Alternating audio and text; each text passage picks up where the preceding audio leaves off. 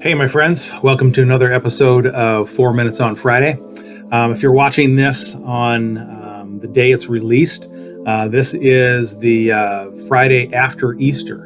I thought I would just spend our 4 minutes, probably 4+ minutes, just talking about God and the in particular, the unhealthy pictures that we have sometimes of God. And really, this conversation comes out of a lot of different conversations. So if we have talked about this before on a one-on-one basis or even in a message that you've heard me preach, some of this is going to sound familiar, but I just thought as we come out of Easter, let's just address some of the ways that we see God. And really, me thinking about this comes out of there's a show that's no longer on. It was one of my favorite shows called Community. It's about an odd collection of community college students, all at different stages and phases of life. And one character in particular out of that series, out of that show, was named Shirley Bennett, and she was the Christian of the group. And so she was always interjecting little, almost Christian platitudes and little things. Also digs at the beliefs of the other people in the group. There was a couple other different religions represented: an atheist, an agnostic, all those kind of things. And one of the things that I recognized was that she had these very interesting, stereotypical, and yet very unhealthy pictures of God. And one of those was, and this is certainly not exhaustive by any stretch, I'm just going to talk about one.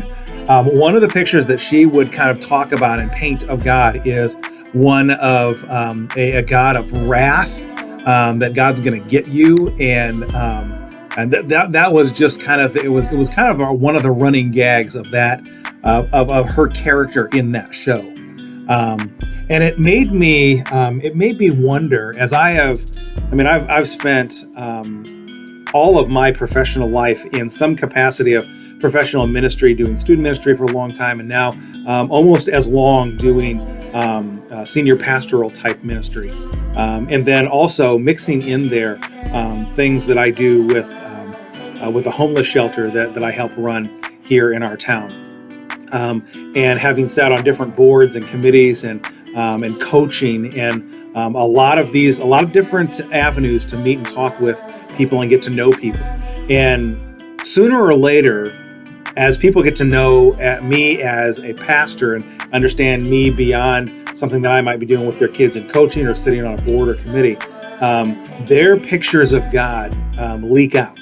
And that idea of a God of wrath that is going to get you at some point, that is a picture that I have experienced a lot of people having.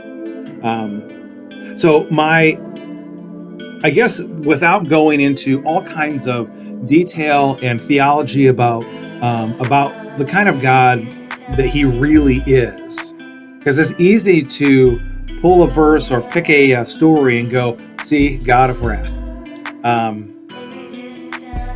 So we don't have time to do that. We're already over 4 minutes at this point.